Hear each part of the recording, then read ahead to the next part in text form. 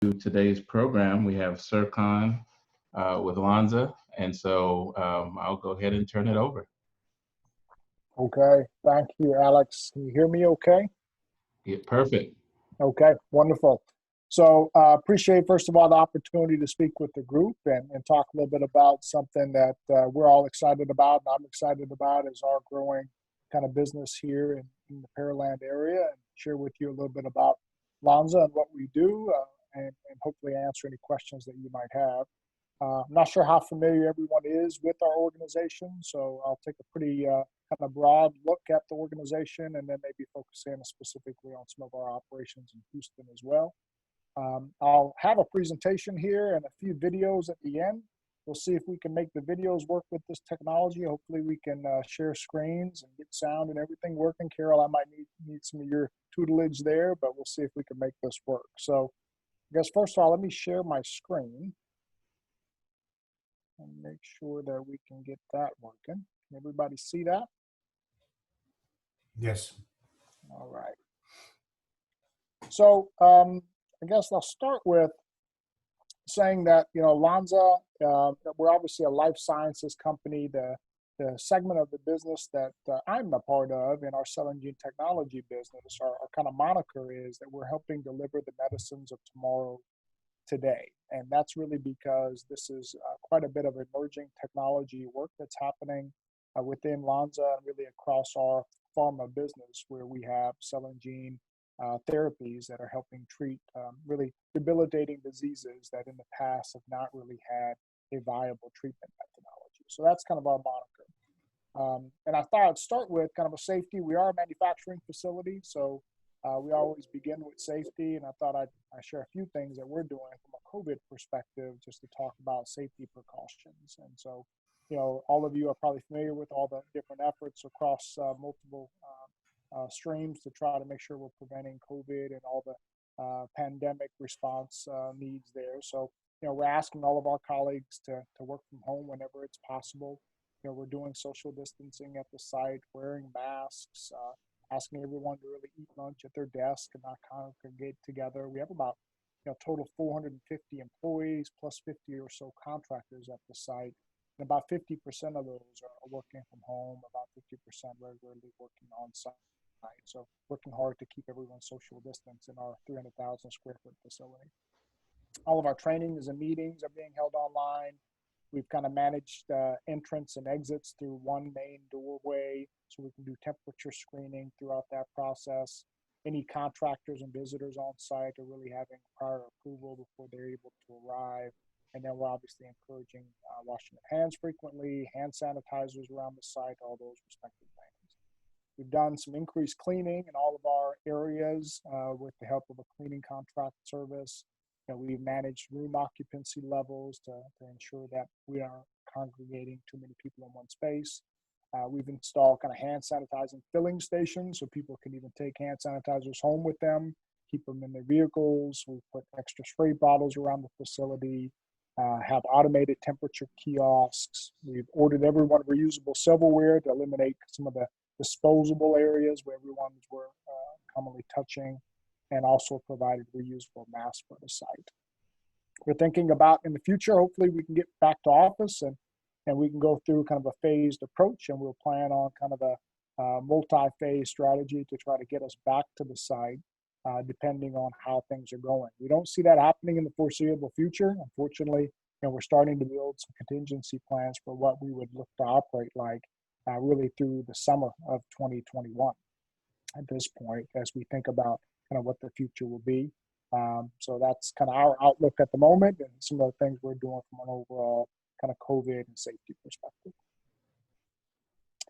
Then I guess I'll share with you a little bit about, overall who our organization is. So, we are a contract manufacturing organization. So we help partner with various folks in the pharma and biotech industries and provide them services for manufacturing and also specialty and ingredient markets. So in our business, we've got about 50 different manufacturing sites throughout the world in our segment of the business. We have about almost $6 billion in annual revenue, have about 30 different countries that we operate in, about 15,000 total employees.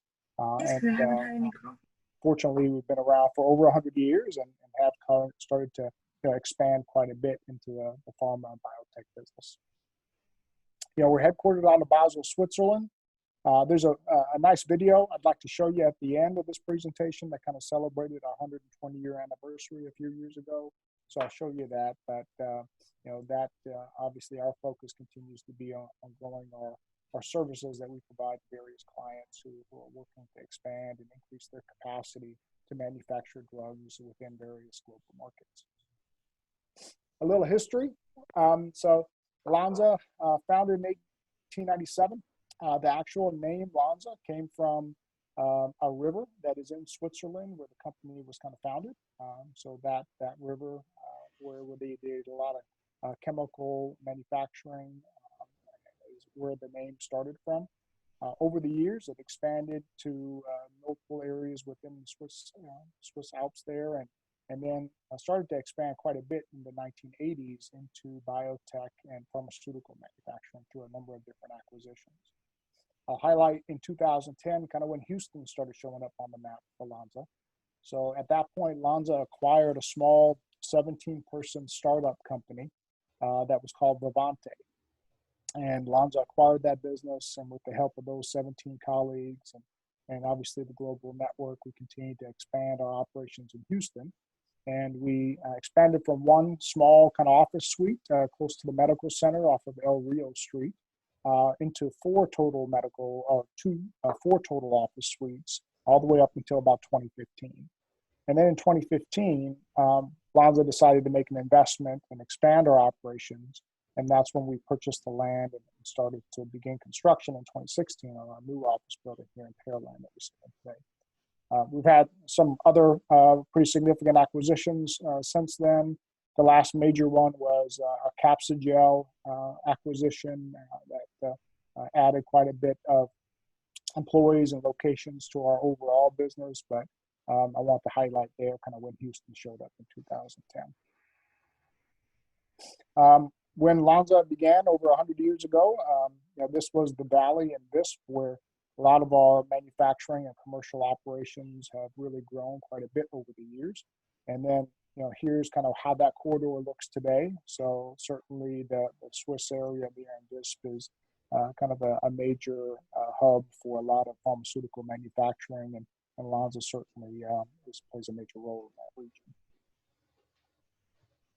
We serve kind of multiple target markets and technology platforms that we operate with. As I mentioned, there's a big pharma biotech focus. A big component of our business is also in specialty ingredients, doing things like consumer care, agro ingredients, and coating composites.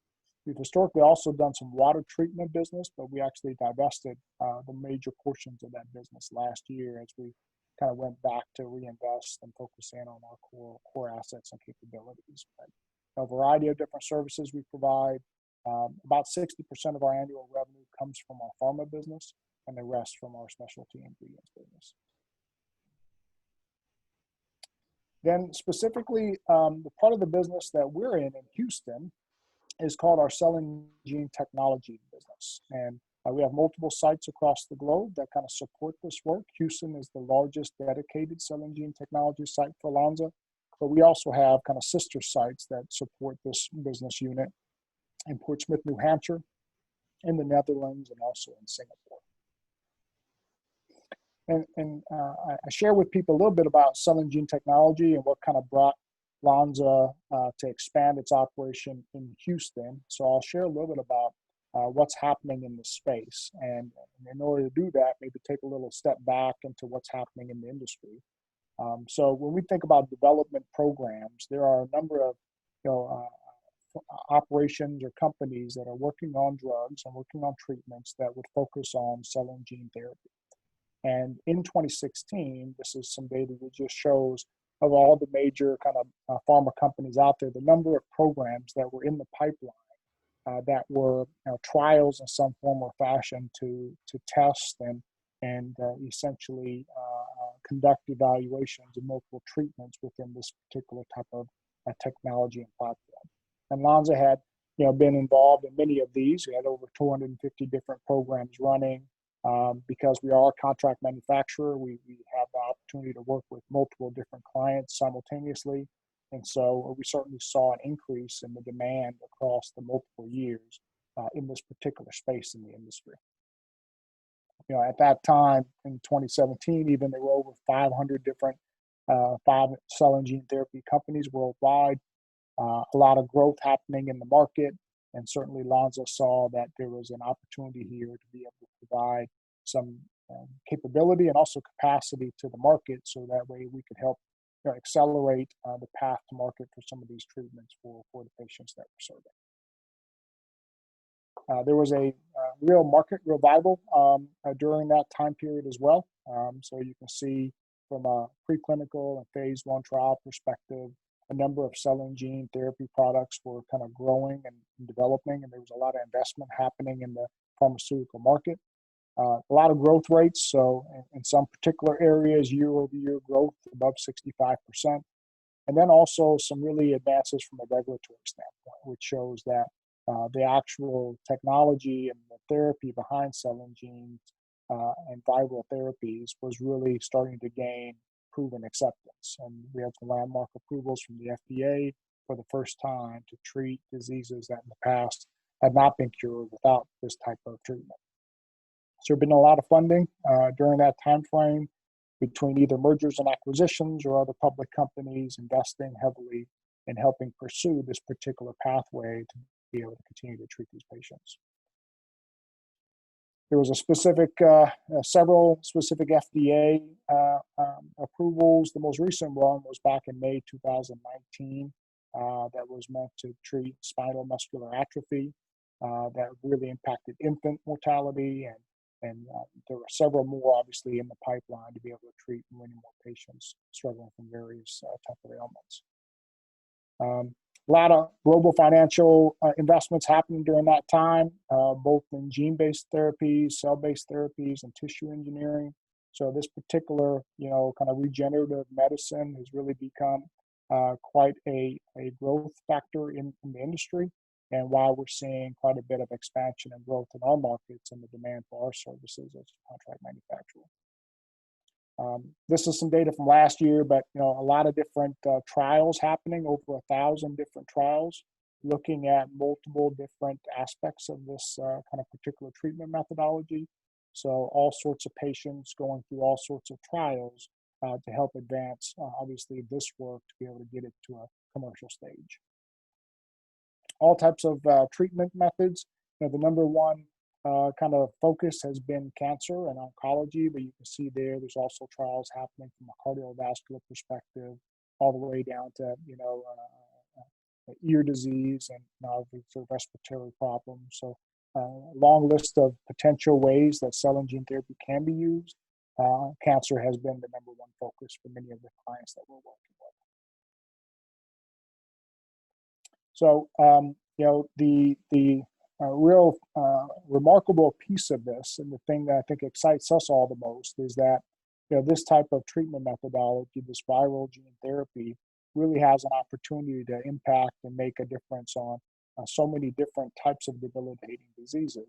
And for the first time now, we're seeing that these type of drugs or these type of treatments are really making curative type of impacts, where it's not a pill you take, a medicine you take for the rest of your life, but through the course of the treatment, you essentially eliminate the factors that are causing the ailment and are able then to cure millions of people who suffer from some of these diseases.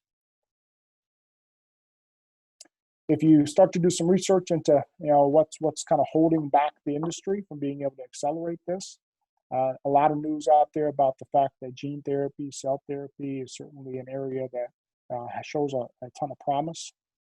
But there is also a shortage of what we call viruses. So the way this technology works, there's actually use of viruses to attack genes that are causing particular difficulties or problems within a body.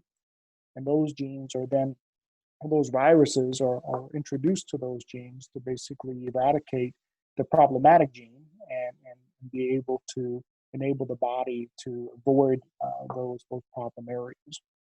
And the difficulty is to produce those viruses, which are needed for this process, takes a lot of manpower, labor, obviously knowledge and capability. but also capacity. And that comes back down to some core manufacturing and how much volume and throughput you can provide to produce enough viruses and have enough of the infrastructure in terms of clean room capacity, labor and talent who are able to do this and really increase the scalability of the way we are able to deliver these medicines so that enough trials can be conducted and we can get closer to a commercial state based on, obviously, the results of those trials. So Lonza, when they invested in 2016, it was a pretty significant investment, about $100 million to expand our operations in Houston.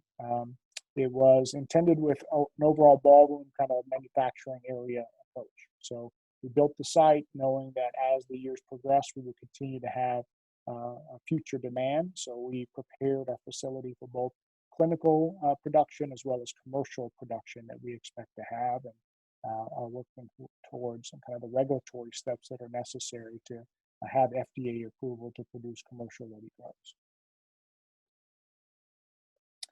I think, anytime we talk about our site, it's important that we also make sure we highlight that obviously we're in a life sciences business, but we don't forget that we're in a people business. At the end of the day, the most competitive advantage we have is the great teams that help support our clients and help deliver the drugs for our patients. So we're extremely proud of all the different scientists that work with us, as well as all the different technicians of various sorts that work on over 100 different process development projects in cell and gene therapy space. So, we have a number of talented individuals from all walks of life, coming from very accomplished backgrounds, who are working to really understand, work with our clients, and help advance this work and accelerate the path to production. We also have on site, we're fortunate because we are kind of Lonza's dedicated cell and gene therapy site and the center of excellence for the business unit.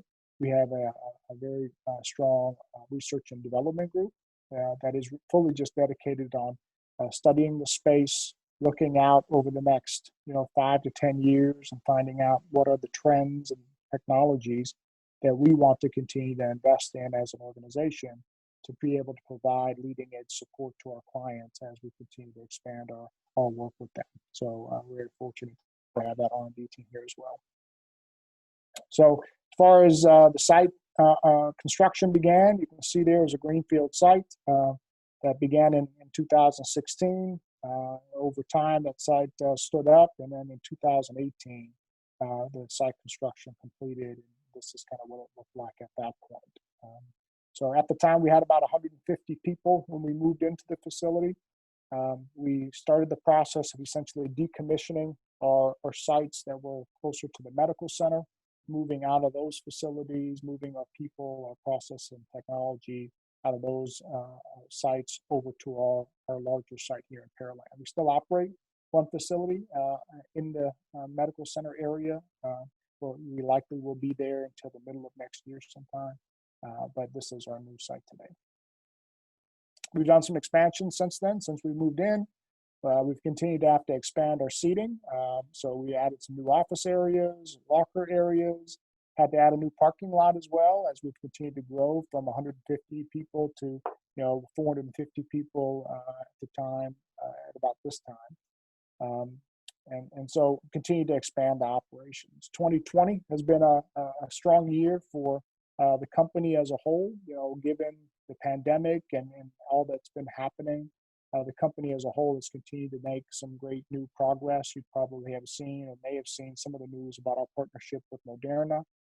We're helping produce the vaccine that is currently in clinical trial, in phase 3 clinical trials for the COVID-19 vaccine. And so that production has begun.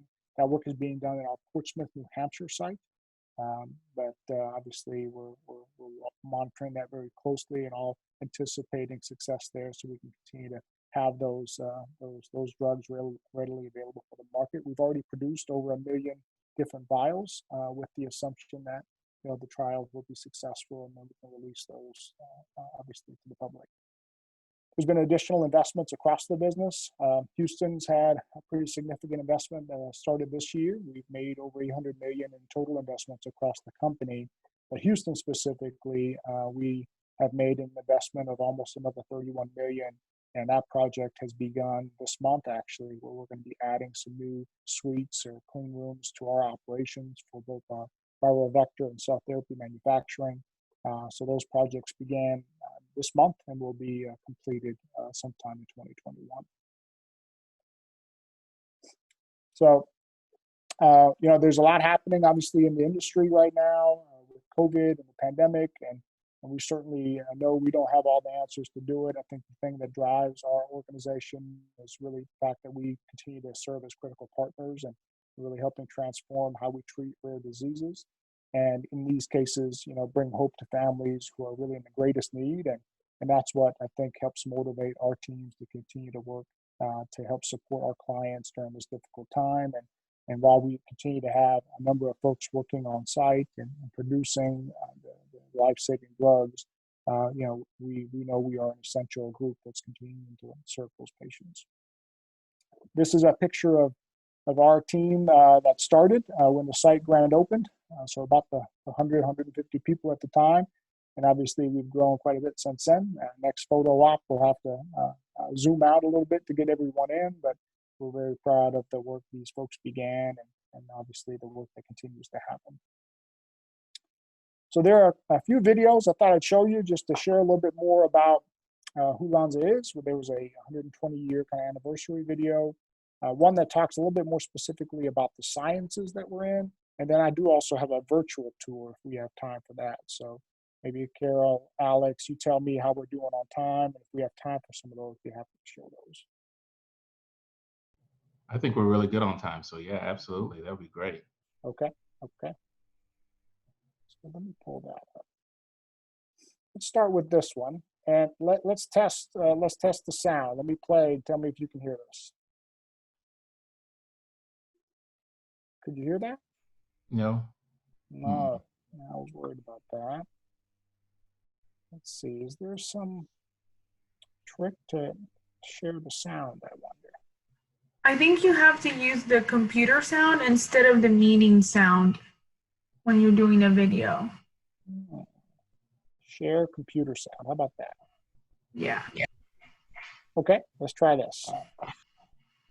So this is a little video because celebrating the 120 years that Lonza had gives you a sense of what we do. And then, like I said, I'll share another video that talks a little bit about the sciences. Can you hear that now? Yep, perfect. Oh, perfect. Want to hear a story about a company called Lonza? It's full of everything, from airplanes and smartphones to pharmaceuticals, like life-saving cancer treatments. And all starts here, with water, electricity, and this. And did you know that this is where our business began, at the banks of the Lonza River? In Gampel, we built a power plant so we could produce carbide, which was needed for lighting in homes and train stations. It was the turn of the century, just before electric lighting became all the rage. It wasn't too long before Gampel got too small. In 1907, we moved down to Visp. Our journey was just beginning. By 1910, things were really taking off. So we moved our headquarters to Basel, the center of the Swiss chemical industry. When the swinging 60s arrived, it was time for a cool new building, built in the shape of a hexagon, kind of like a chemical molecule. The chemicals we create here in Visp and all across the world are going into different kind of products. In cars, electronics, aeroplanes, and even satellites. So next time when you use your smartphone when get on an airplane, Lonza is probably closer than you think. Lonza began to produce active ingredients that pharmaceutical companies use in their drugs. Fast forward to the 90s, Portsmouth, USA. This is where a whole new type of biotechnology began, growing cells. By 2004, we had built 3 20,000-liter cell culture reactors, the largest in the world at the time. We also produce vitamin B3 here in Lonza. It is used in all sorts of fields. The story continues at Slough, UK. Here we make the cell lines and the processes that make our customers' ideas therapeutic proteins that their patients need. I'm still completely in awe with what we do here and how we do it. This job just isn't a job. We save lives. Did you know that today we also work on antibody-drug conjugates? A a cutting-edge form of cancer medication. And these are just some of the medicines we develop here at Lonza. We are making advances in all areas of treatment, from Parkinson to cancer. You will find Lonza in many of your everyday cosmetics too. Soaps, shampoos, body creams. And did you know? We help you take medication. In 2017, Capsugel became a part of the global Lonza family. We make capsules not only for medication, but also for nutrition. The amazing part about working here is we're now able to make a capsule-in-capsule product. It's all about safer and healthier living and enhancing the overall quality of life. It went from electricity right to biologics. So people at Lonza like to challenge, to change, and impact. Over the last 120 years, we've never stopped exploring. The world always holds something new, and with every discovery, you could change society. That's why we're always looking forward to new breakthroughs and achievements. And what's ahead? Join us. And just imagine.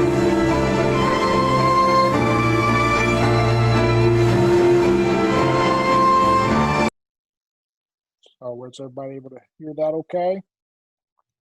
It was outstanding. Yeah, that was great. I never knew Lonza was connected to so many different areas. Yeah, I tell people we're kind of the young child here in Houston. It's a $6 billion company that obviously has a lot of reach to the different markets. Our business is really an emerging technology part of Lonza's business. It's a future growth engine. We're today the smallest revenue generating portion of Lonza's business, but also the fastest growing part of their business with our cell and gene therapy, right? So it's certainly a future growth engine, but we're part of a much bigger network of resources that obviously the company is utilizing to help serve the patients and communities we work in. So hopefully that gives Serkan, yes, absolutely. Is there the word cloning ever come into any of your studies or your research? Not specifically anything related to cloning. No, sir. Our work is really primarily working on cells at the genetic level. Using viruses to be able to figure out how do you utilize those viruses to attack the cells that are causing issues and problems in the body. So cloning has not been an aspect that we've done much work in, no. Do you share resources with like Wuhan or any other biological labs all over the world? It's a good question. I probably would have to get back with you on that to understand what our partnerships are with other organizations. I'm not as familiar with those partnerships overseas. Probably proprietary anyway. Probably. So, but it is, one of the things that definitely attracted me to join Lonza was obviously the history, the reach that it has, but also really the innovative nature of what we're doing here at the site. It's not often you get to be involved in something that can transform the nature of medicine.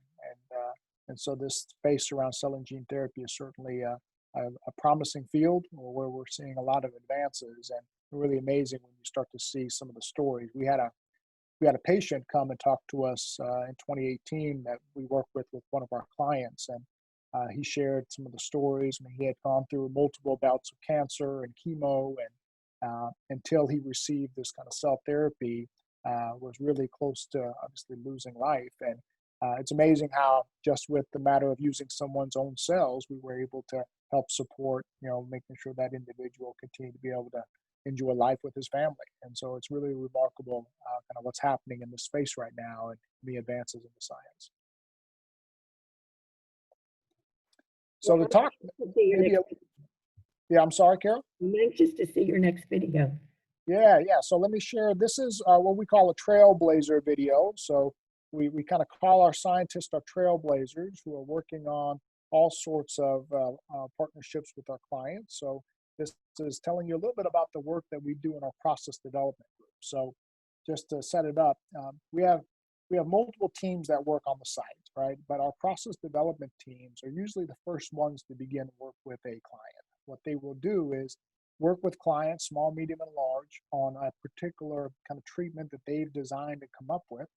And now they need to figure out how to scale up that production and scale up that treatment so you can produce, hundreds and thousands, potentially millions of these type of treatments. And being able to scale up a drug is quite complicated. And so our process development team really work with our clients to figure out how do you get that to a commercial state.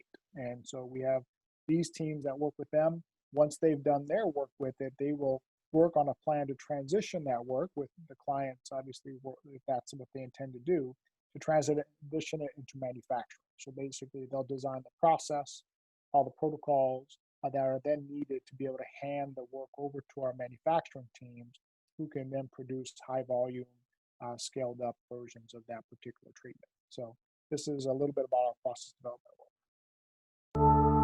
Many of our customers come to us with processes that have actually been developed in academia or small-scale manufacturing facilities.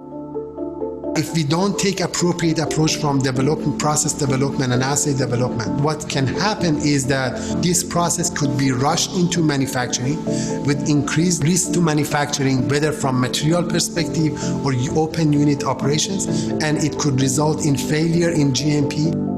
Process analytical design and development become the gatekeeper to the success or failure of a potentially life-saving product. The focus in the first step is first to transfer the baseline process from the client labs to our Lonza development labs. In this stage, we focus on understanding the process parameters and relationship with the quality attributes of the process. The critical quality attributes demonstrate safety, identity, strength, purity, and overall quality of the product. Good analytical methods need to be robust, and they need to be in place before the process is defined. At the end of this step, we perform a risk assessment or gap assessment purely on the manufacturability and essentially having the future commercialization in mind. And then based on the understanding of the target criteria, we work with our clients in technical workshop, purely a scientific approach to understand what should be the focus of the next step, which would be process development, assay development. This needs to be a milestone-based approach based on the timeline that makes sense for a specific phase of application. Success in process development really is a question of balancing the rigor of the scientific process with the creativity required to find innovative solutions. One major focus is to make sure that the process is robust and reproducible. Our scientists from process development and bioassay development interact and work collaboratively together in one team. We focus significantly on making sure that the analytical methods are evolving as we are doing the process development, and they go hand in hand. We work very closely with our manufacturing as well as our MSAT team, Manufacturing Science and Technologies, from early on to make sure that the process that we develop meets the GMP design consideration. We evaluate the materials. We dissect every single unit operation. We employ the best practices in terms of process development and process optimization, including implementation of in-process controls, in-process monitoring techniques, and also innovative technologies that can be used to address these process challenges. When we are ready to tech transfer in a process, we provide draft bill of materials as well as a process development report that outlines all the key process parameters and quality attributes that need to be maintained as the process transitions to the manufacturing floor. We interact closely with our MSAT colleagues during late-stage development runs to ensure that the manufacturing personnel are properly trained. We're responsible for training quality control and working with quality control to transfer those methods into the QC lab. We establish and employ appropriate measures and segregation methods to make sure our client identity, know-how, and process and information is properly maintained and managed. We ensure that the product can be manufactured respecting critical quality attributes and the customer's target product profile, and that this can be made reproducibly robustly and in high quality every time. At Lonza, we have established a network that focuses on development, clinical, and commercial manufacturing.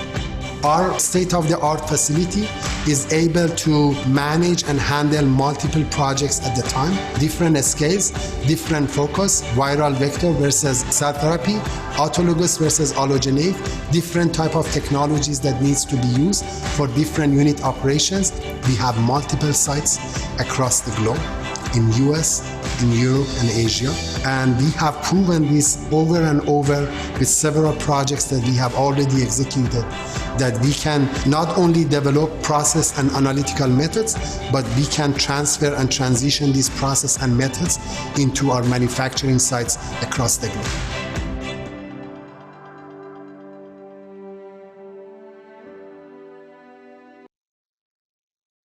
So hopefully that gave you a flavor for the work happening.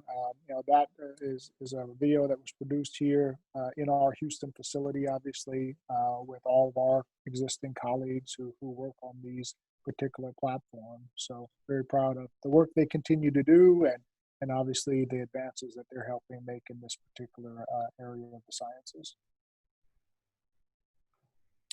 Any questions on any of that? I'm by no means a scientist and a technical expert, but happy to talk through any questions that you may have. Serkan, sorry to bother you guys again, but A&M's just right up the road, and they allegedly have a contract with the government to manufacture the outcome of whatever the antivirus drug will be. Do you work with anybody at A&M? We are not currently working with anyone at A&M. I think our work has been really focused on Moderna in our Portsmouth site. There's been some other clients that have reached out kind of as part of our RFP process to see if there's services we can provide for that. There may be some of those conversations happening. The advantage that we have a lot of times as a contract manufacturer is we have some capacity, right? So we have the ability to be able to quickly produce large volumes of drugs that maybe a company itself who's come up with a drug doesn't necessarily have the manufacturing capacity to do so. So oftentimes when things start to get approved and things are moving in that direction, they will start to reach out to contract manufacturers like ours. So I have to say we couldn't in the future, but I'm not aware of any particular partnership with the A&M network.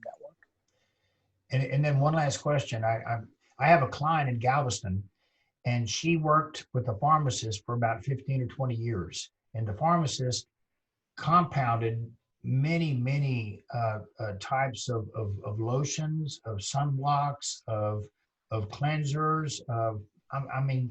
It's like 50 to 75. Who would Lonza be interested in talking to anybody that small that might have, some potential products that they could develop? We have an entire kind of commercial side of our business that obviously works on all of the different kind of business cases out there and evaluating kind of can Lonza provide a service that might be valuable both to the client and obviously to our manufacturing operation. So it's something certainly our commercial team would be very interested in evaluating.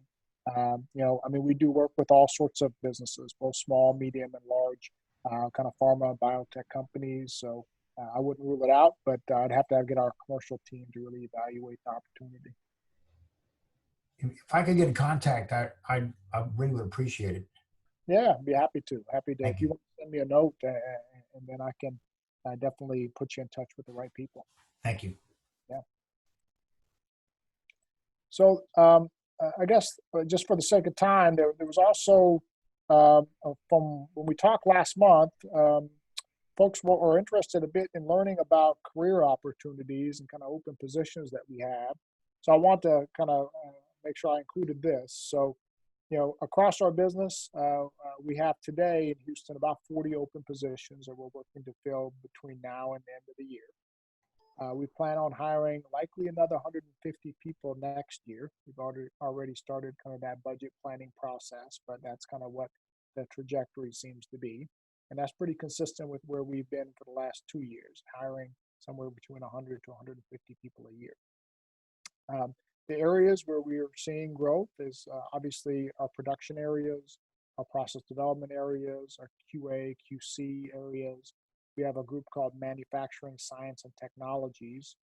They're involved in helping do a lot of technology transfers from our clients to our manufacturing facilities. We have growth happening in facilities and engineering. Obviously, we run a manufacturing site that have a lot of facilities needs.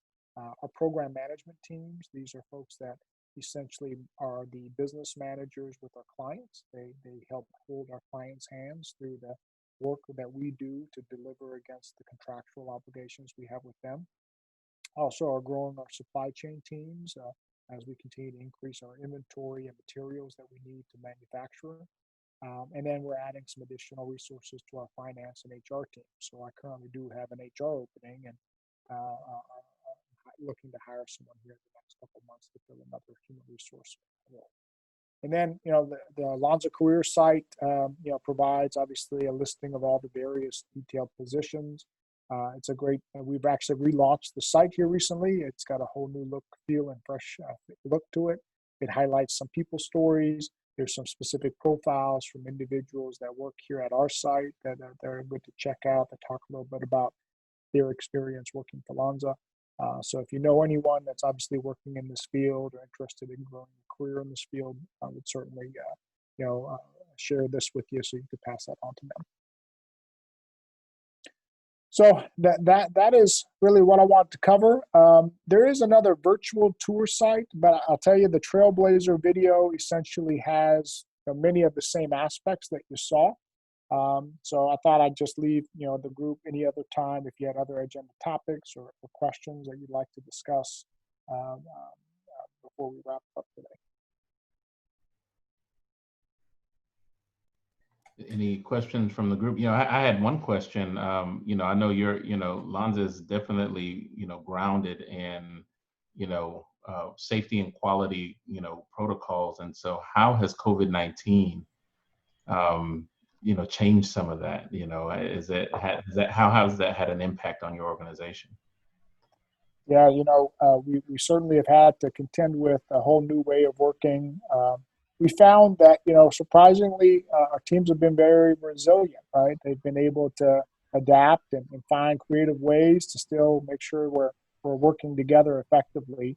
We have so many interdependencies in our business. In order to produce any drug, it has to go through a lot of different hands. A lot of different groups have to be involved to ensure that, it meets all the parameters to be able to deliver.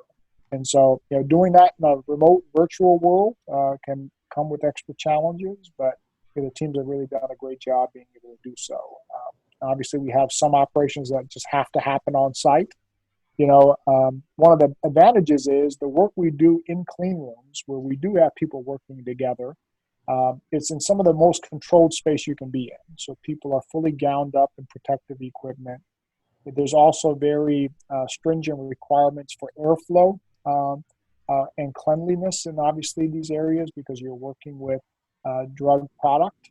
So there's so much airflow and so much sanitation happening that if there is any type of virus floating around, it quickly gets neutralized in that type of environment, which minimizes hopefully the exposure to our teams who are working at the site, right? So obviously there's still general office areas and all that, but within our manufacturing space, it's certainly a very controlled environment. Yeah. Awesome. Wow.